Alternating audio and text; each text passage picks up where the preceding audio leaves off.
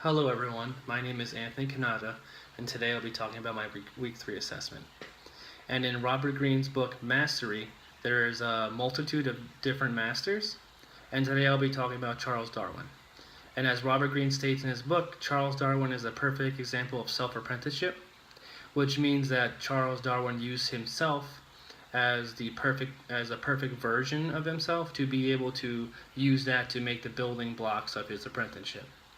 Now, also, Leonardo da Vinci has a quote in Robert Greene's book, and he states that one can have no smaller or greater mastery than a mastery of oneself.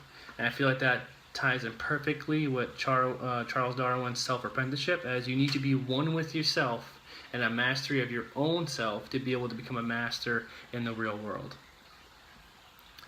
Also, in Robert Greene's book, he talks about social intelligence. And what he means by that is to see people for who they are. Don't judge a book by the cover. And if I could imagine myself interviewing Charles Darwin face to face, a couple questions I would ask him would definitely be, what inspired you to become what you are today?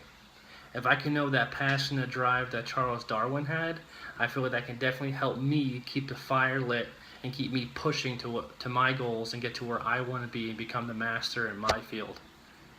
The second question I would ask Charles Darwin is, what steps would you have taken differently if you had to choose to relive a past event?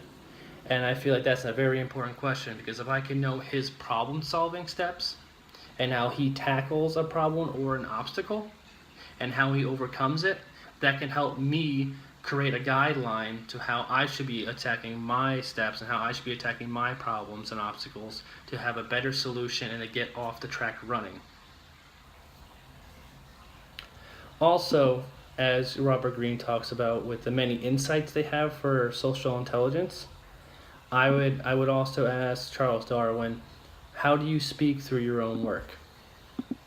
Now, and Robert Greene goes on very specifically about understanding your work is the single greatest means at your disposal, because being able to express your social intelligence could help you be more effective, detail-oriented, and to be able to demonstrate what you are thinking to a group and be able to advance this and help causes would be able to help you become the better master you need to be and understand others and how they work. Also, how would you craft your appropriate persona? Now, people will tend to judge people based on their outward appearance, and then being able to see the key elements in social intelligence. Because we all wear a mask, and being able to look past that and looking through the different roles and see where it suits different environments, and be able to work together and being able to create personas and mysteries and intrigue others is a great way to be able to become an effective leader, be able to tackle conflict and be able to resolve it without having any problems.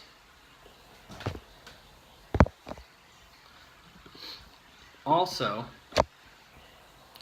Robert Greene goes very detailed on the 7 deadly realities. Now, if I had to choose 2 realities to apply to myself and be able to help me in my journey, I would definitely want to work on the first one, which I would pick would be laziness. Now, sometimes I do push things off, I do procrastinate, and at the end, I am looking for the quickest and easiest path with the least resistance that can get me the gratification I want. And I feel like being able to avoid this and having better time management skills will help me immersively in the real world, help me become a master I need to be.